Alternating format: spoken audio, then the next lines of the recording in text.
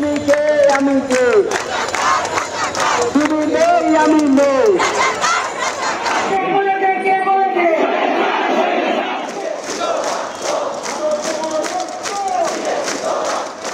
রক্তে আগুন ধরা এক একটি স্লোগান, এমন স্লোগান শুনে সাধ্যকার ঘরে বসে থাকার ঘটেছিল তাই।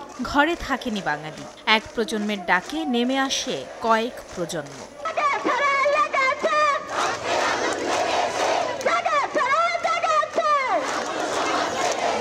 স্লোগান জন্ম নেয় রাজপথে, স্লোগান জন্ম নেয় বিপ্লবে। ২৪-এর বিপ্লবেও ফুল হয়ে ফোটে দেয়াল লিখন।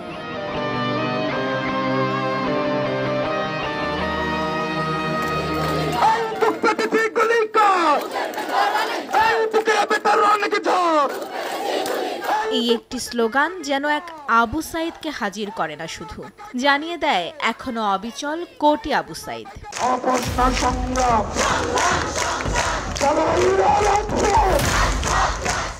এমন অজস্র স্লোগানে মুখর ৩৬-এর দীর্ঘ জুলাই। এসব স্লোগানই স্বৈরাচারের মসনদকে কাঁপিয়েছে বারবার, ফ্যাসিবাদকে করেছে পরাস্ত।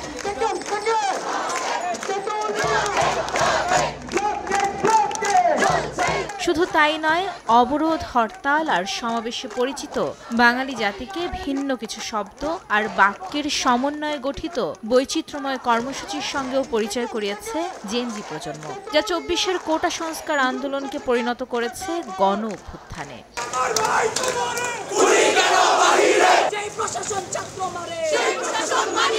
March for justice, Bangla blockade, শোকের কালোকে লাল বিপ্লবে পরিণত করা, এমন অসংখ্য নতুন ধারণা কোটা সংস্কার আন্দোলনকে জেনজি প্রজন্মের আন্দোলন হিসেবে বিশেষ রূপ দিয়েছে বলে মনে করেন আন্দোলনের সমন্বয়করা। আমাদের জেনারেশনের আমরা অনেক সময় বাংলা ইংরেজির সাথে মিক্স করে কথা বলতে অনেক বেশি পছন্দ করি, অনেক বেশি স্বাচ্ছন্দ্য বোধ করি, যার কারণে আমাদের জেনারেশনে যেই ভাষাটা রয়েছে, জেনজির যে ভাষাটা রয়েছে, সেই ভাষায় আমরা চেষ্টা করেছিলাম যাতে করে আন্দোলনের ভাষাটা ঠিক করা যায়। স্যাটায়ারকে প্রতিবাদের ভাষা করে নেয়া এ প্রজন্ম বাংলাকে ছাপিয়ে ইংরেজি শব্দের আশ্রয়ে পুরো জাতিকে বুঝিয়েছে ২৪-এর গণ অভ্যুত্থান কোনো নির্দিষ্ট রাজনৈতিক দলের আদলে তো নয়, বরং সমগ্র জাতির। ব্লকেটের কোনো পলিটিক্যাল সিগনিফিকেন্স ছিল না, ফলে এর দ্বারা যেটা বোঝা যায় সেটা হলো এই পুরো আন্দোলনে মূলত মধ্যবিত্ত শ্রেণীর সেই অংশটাই প্রধান ছিল।